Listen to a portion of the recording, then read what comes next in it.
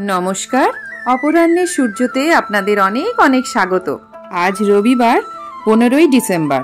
দিনটা আমাদের কর্তাগিন্নি দুজনের জীবনেরই একটা নতুন অধ্যায়ের সূচনা হয়েছিল আজ থেকে 31 বছর আগে। সালটা ছিল 93 সাল। বিয়ের বেনারসি কত বছরের পুরনো বলো তো হবে? 31 বছর। বাবা কি সুন্দর রয়েছে, দেখো কি সুন্দর। হ্যাঁ খুব ভালো, কালারটাও কি ভালো লাগে, একদম ভারী, সারা বডিতে মিনে করা, আর কোয়ালিটিও কি ভালো, খুব সুন্দর লাগছে। মনে হচ্ছে যেন এখনো নতুন রয়েছে। হ্যাঁ খুব সুন্দর লাগছে। মোহিনী মোহন থেকে কেনা, কোয়ালিটি খুব, তখনকার দিনে বেনারসির কোয়ালিটি খুব ভালো ছিল। সে তো হবে।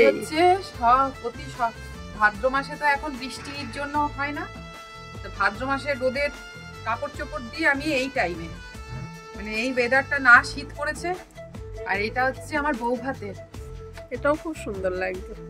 রিসেপশনের শাড়ি, এটা দাদা ব্যাঙ্গালোর থেকে কিনে এনেছিল, শুনেছি যা। কোয়ালিটিটাও এত ভালো, আর সেলফের কাজ করা, দেখো এখনো কি সুন্দর। 31 বছরের পুরনো, ভাবা যায়? তাই, আর রেখেছিও যত্ন করে অবশ্য। যত শাড়ি মেয়েদের জীবনে থাকুক না কেন, এই দুটো শাড়ি কিন্তু প্রত্যেক বিবাহিত মেয়েদের কাছে এক অন্য অনুভূতি। আর এই শাড়িটা দেখছেন, এটার বয়সও কিন্তু 30 বছর। আমার প্রথম বছরের বিবাহবার্ষিকীর শাড়ি এটা। এখন এই বয়সে এসে কি হয়, নতুন শাড়ির থেকে না এই পুরনো স্মৃতি বহন করে এমন বিশেষ বিশেষ দিনের শাড়িগুলো আমার পরতে বেশি ভালো লাগে। গত বছর 30 বছরের বিবাহবার্ষিকীতে একটু অন্যভাবে সেলিব্রেট করেছিলাম, যে মুহূর্তগুলো আমি শর্টসে দিয়েছি। ভেবেছি বছরের এই দিনটায় নতুন শাড়ি পরবই না, পুরনো শাড়ি পরে স্মৃতি রোমন্থন করব।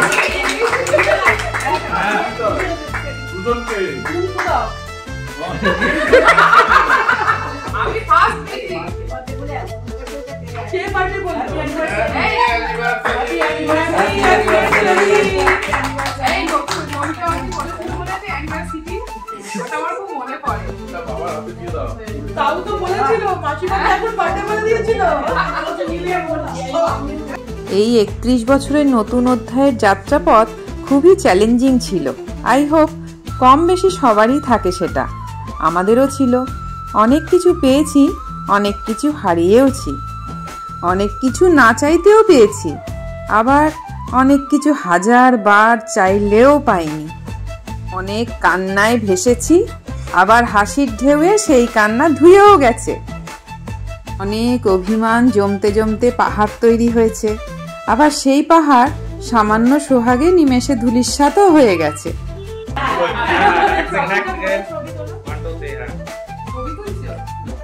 মাসিরা, রাঙাদিরা, ছোটদাদের নিয়ে আজকের সন্ধ্যেটা বেশ ভালোই কাটছে।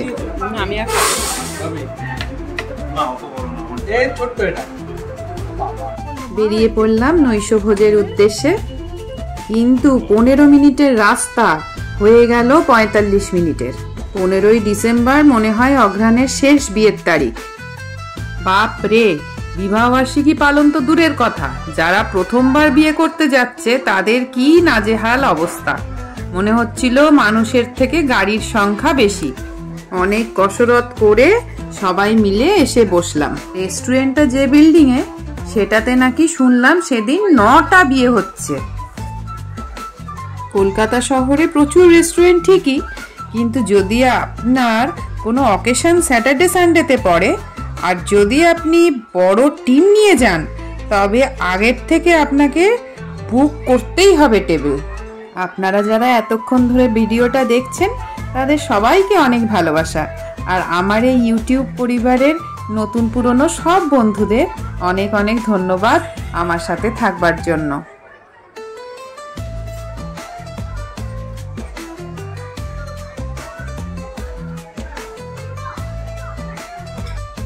আমার 2 সোনামানিক কিন্তু জানেই না যে পেছন থেকে মা ভিডিও করছে। আর মতো ওরাও ফুচকার পোকা, দেখলেই বলবে, ওফ মা তুমি এখানটাও ছাড়ছো না।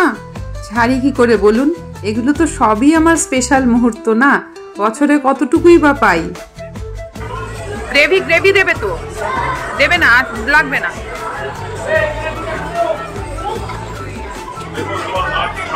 হ্যাঁ হ্যাঁ যাচ্ছি, যাবো আমি যাবো।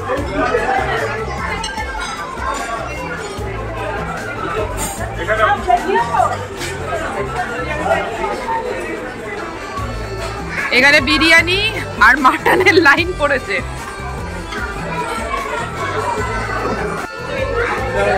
ওরম করিস না। ঠান্ডায় দাদিকে আইসক্রিম খেতে দেবে না বলে বড় নাতি খুনসুটি করছে। যে ভিডিও অন করেছি সাথে সাথে রেখে দিয়েছে।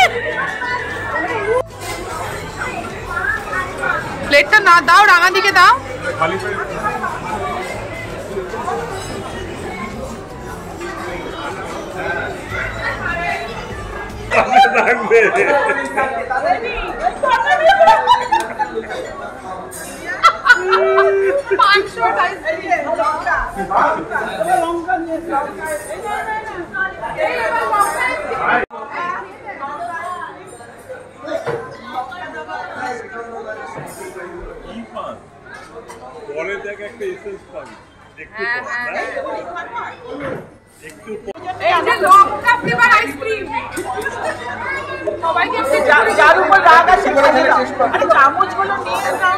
লোকে মিঠা চামড়ে বাড়ি যায়, আমি ঝাল মুখ করে বাড়ি যায়।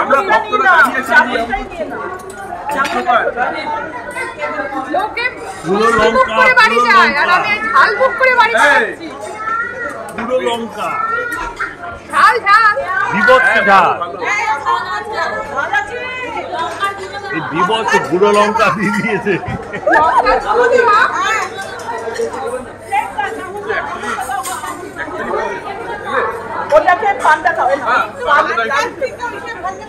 এটা খেতে ভালো,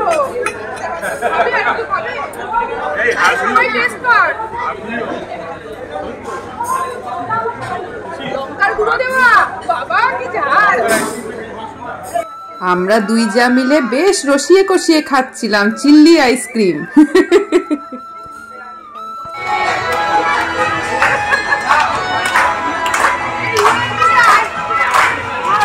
জামাত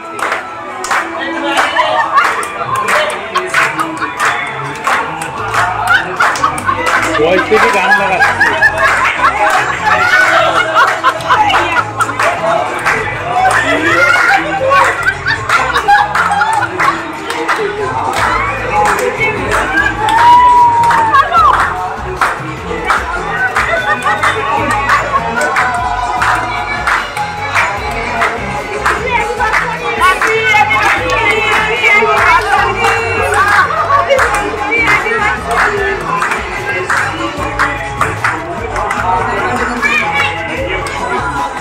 ঈশ্বরের কাছে প্রার্থনা আমরা দুজন একসাথে যেন আরো অনেকগুলো বছর সব প্রতিবন্ধকতা জয় করে একসাথে পথ চলতে পারি। আজকের মতো ব্লগটা এতটুকুই রাখলাম। দেখা হচ্ছে আপনাদের সাথে আবার পরের ব্লগে। ততক্ষণ আপনারা সবাই ভালো থাকবেন আর সকলকে ভালো রাখবেন।